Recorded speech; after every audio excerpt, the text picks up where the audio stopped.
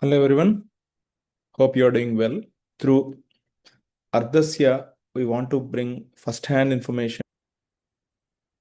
This video is dedicated to the man in the arena, Dashrath Manji, who has spent 22 years in making a way through the mountains of Bihar.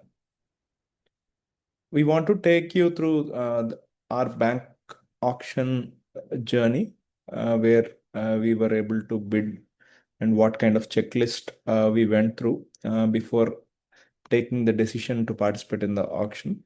Stay tuned. Bank auctions are SARFAESI. They mean the same, though their words are used interchangeably. Charlie Munger says invert, always invert, which means whenever you are participating in a situation, try to make a list of all the aspects which will cause a failure, and then you be prepared for it. So hopefully this checklist will help you achieve something similar. There are 4 steps in a bank auction, which is identifying the deals, sourcing the properties. So then you come to the due diligence. Then you come to the auction process where you participate, you bid, you pay the money, and then the post-auction process. We'll talk about all of them at a high level today. So the sources of bank auction deals usually come in multiple websites. One of the popular ones is BankNet. Other government portals are IBAPI, IBBI, auction notices, etc. So BankNet, which means Bank Asset Auction Network, it's bank with AA. It is promoted by PSB Alliance, Public Sector Bank Alliance. It is a list of around 12 to 15 public sector banks, which list all the properties which went to auction process. Let's do a walkthrough of this website.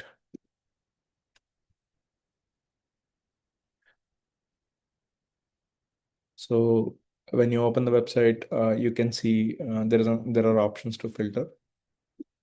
I'm choosing Andhra Pradesh for now. You click on explore. Then you have more filters. For now, I'll click on auction created. So which shows properties for which auction is already created. Once you open, you'll see information like what is the possession status, where is the place, what is the auction start time and end time, EMD end time, and so on. So the price that is indicated here is the reserve price. To participate, one needs to pay 10% of the reserve price, which is like in this case, it will be 8.7 lakhs. You should also note that there are some properties which will be auctioned off with symbolic possession. Like for example, the one here. The meaning of this is by the time bank is going with the auction process, it doesn't have the physical possession, and at a later point of time, it will try to get the physical possession.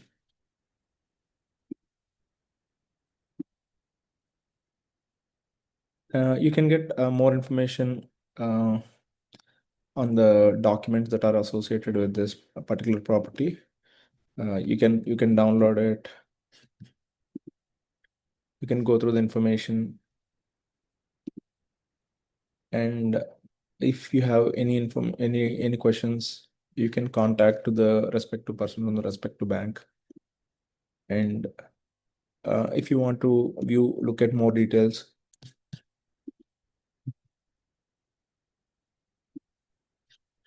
you can just click on it and you can go through the more details, and you can also download the paper notices and all the related documents associated with it. So this is about how to use BankNet to identify the properties. Once you go through the auctions in the upcoming dates, and once you have shortlisted a couple of them, then you start with your due diligence. The due diligence comprises of the typical set of checklist items that you do before you embark on a property purchase. So the usual suspects, legal title, you go through the title search, EC, sale deed, mutation records, etc. And you should take a lawyer opinion This is very important.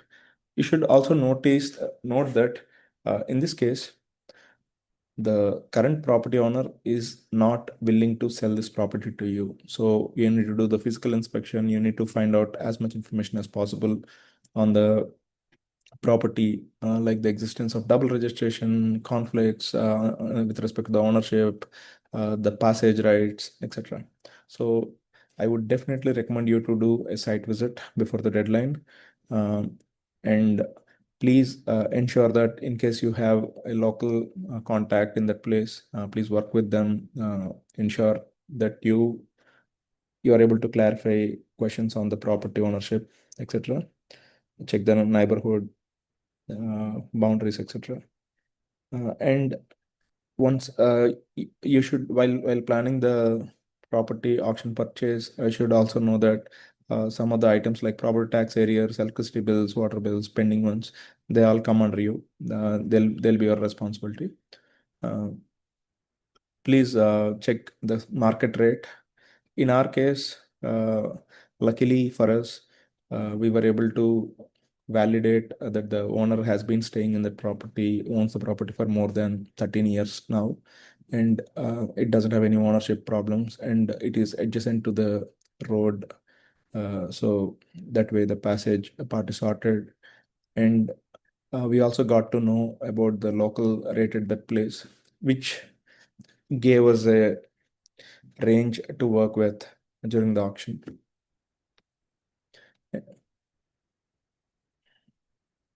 The auction process, there is one more. You can check the cases outstanding for a given on a given property with respect to the auction process in DRT.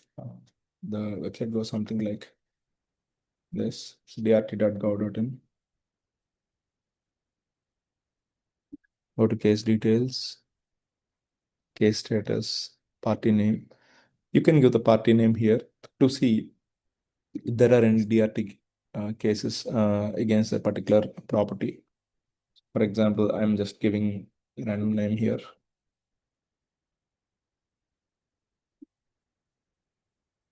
So this will bring up all the cases that are going on in DRT for a given property. So this will give you an idea as to at what stage a particular property is in, if the SA is already filed, and how much time is it going to take, etc.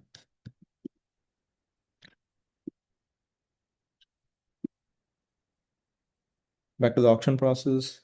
On the day of auction, if you have made up your mind to participate in the auction, then you register on the portal, and there is a provision to do the group bidding. So you can participate in this auction with, say, one more of your friends or partners, and one of them would be nominated as a group bidder, and the other people need to enter the OTP, just to indicate that they're happy to participate in the group.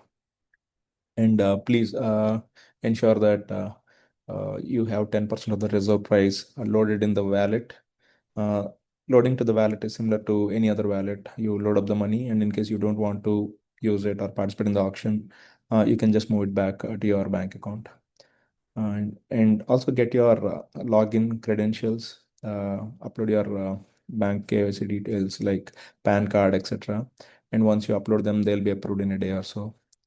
So for the auction, the main point I would recommend is imagine a property value of 1 crore, and the auction went through bidding, and because of which it went to 2 crores, which means uh, on the day of the auction, 10% EMD would be deducted, and in the next 24 hours, you need to ensure that 25% of the bid amount is posted to the bank. So that comes to, usually on a 2 crore property, it will be 50 lakhs. So imagine if the EMD is 10 lakhs, then you need to arrange 40 lakhs by in the next 24 hours, and you need to wire to the bank. This is something many people make a mistake about. So please be very careful. And once you send your 25 percentage, uh, then provisional winner would be declared, and then the sale confirmation. To get the sale confirmation, you need to pay the balance, 75 percentage, in the next 15 days. On the 15 days, there are in case you make an application to the bank, you might get an extension up to 90 days. This is not guaranteed. And even if there is an extension provided by the bank, you should take it in writing, because usually this will be one of the contention points. If you did not get it in writing, the borrower might challenge the auction process in the court, and there's a possibility that the auction will be cancelled. Uh, so once you participated in the auction, you paid all your money, and you paid your 75 percentage of the balance, then a sales certificate would be issued against your name from the bank's POV. It means that sale is done. And if you want, you can go to a sub-registrar and get the property registered in your name. And sometimes then you need to wait, you need to pay the 7% stamp duty, like how you do. In case the property that you are going with doesn't have physical possession, then banks usually work with an enforcement agent who helps them in getting the physical possession. They work with the uh, collectorate or a nearby district magistrate. They file all the paperwork and they get the Section 14 possession order. Then they work with the revenue department and police department, and then they get the owner or the tenant evicted out of the property. And then you go to your mutation and utility transfers. We will over a period of time, I'll do detailed videos on all these topics. Hope you enjoyed our checklist, which has helped us a lot. During this process, I have met a lot of people who participated in auctions. I got their POV. This video is a short. This is my effort to give back to some of the people who might be interested in participating. All the best. Please leave your feedback.